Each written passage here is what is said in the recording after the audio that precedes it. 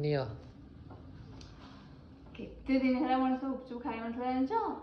ବାହାରକୁ ମଣିଷ ଯାଏ କିନ୍ତୁ ଖାଲି ଖାଲି ଫେରିକି ଆସେ ନ ଖାଇକି। ତା ପାଖରେ ଆଳୁ ସିଝା ବି ସରିଯାଇଥିଲା। ମୁଁ ତାକୁ କହିଲି, ସେ ଆଳୁ ଆଣିଲା, ପ୍ରେସରରେ ପୁରେଇକି ସିଝେଇଲା, ଚକଟିଲା, ସବୁ ବାଦାମ ଫାଦାମ ମଟର ଫଟର ପକେଇକି।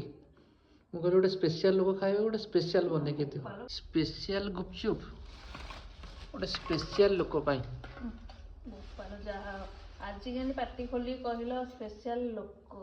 ହଁ ବାଦାମ ପଡିଛି ମାନେ ଗୁପଚୁପ ସ୍ପେଶିଆଲ। ବାକି ଲୋକଟା ଆଜି ସ୍ପେଶିଆଲ ବୋଲି ଟିକେ ପ୍ରଥମ ସମୟ ଶୁଣିଲି ତ ଟିକେ ଆଶ୍ଚର୍ଯ୍ୟ ଲାଗିଲା ମୋତେ। ଖାଲି ଖାଇକି କୁହ କେମିତି ଲାଗୁଛି। ହଁ ମୁଁ ଖାଇ କହୁଛି।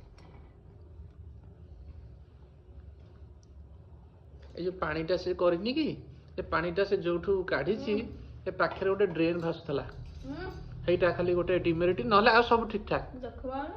ଆଉ ଯୋଉ ଆଳୁଟା ଯୋଉ ଛଡେଇକି ଚକଡିଲା ଟିକେ ଖାଲି ପୋକର ହେଇଗଲା।